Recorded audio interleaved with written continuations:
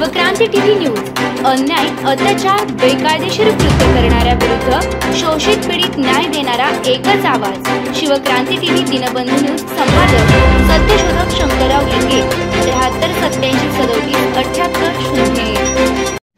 पवार साहेबांनी असंविधानिक मराठा आरक्षणास खुनी गुन्हेगार झुंडशाही सक्रिय पाठिंबा दिल्यामुळे पवार साहेबांवर ओबीसी नाराज। सत्यशोधक शंकरराव लिंगे यांच्या कन्या डॉक्टर जयश्री गवळी यांच्या निधनानंतर लिंगे कुटुंबियांचं सांत्वन करण्यासाठी लिंगे यांच्या सोलापूरमधील घरी येऊन प्राध्यापक कविताताई म्हेत्रे, राष्ट्रवादी शरद पवार गट महिला नेत्या वक्ते म्हसवड, सुनीताताई रोडे, राष्ट्रवादी महिला अध्यक्ष सोलापूर शरद पवार साहेब गट यांनी सांत्वन केलं, धीर दिला, शोक व्यक्त केला। यावेळी सौ सुनंदा शंकरराव लिंगे,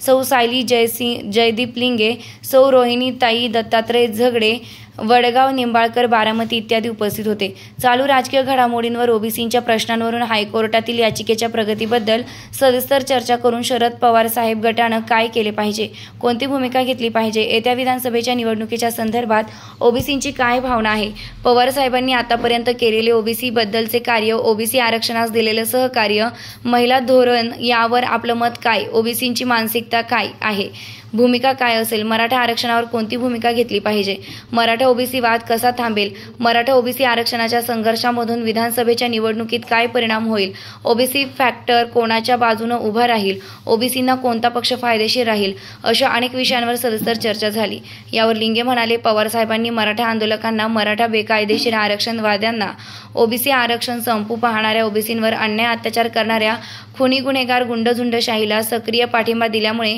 पवार साहेबांवर ओबीसी नाराज आहे। आता ओबीसी पवार साहेब राष्ट्रवादी तुतारी पक्षाबरोबर येण्याची शक्यता नसल्याचं अखिल भारतीय माळी महासंघाचे राष्ट्रीय अध्यक्ष सत्यशोधक शंकरराव लिंगे यांनी राष्ट्रवादी शरद पवार गटाचे वक्ते प्राध्यापक महात्मा फुले सावित्रीबाई विचारांच्या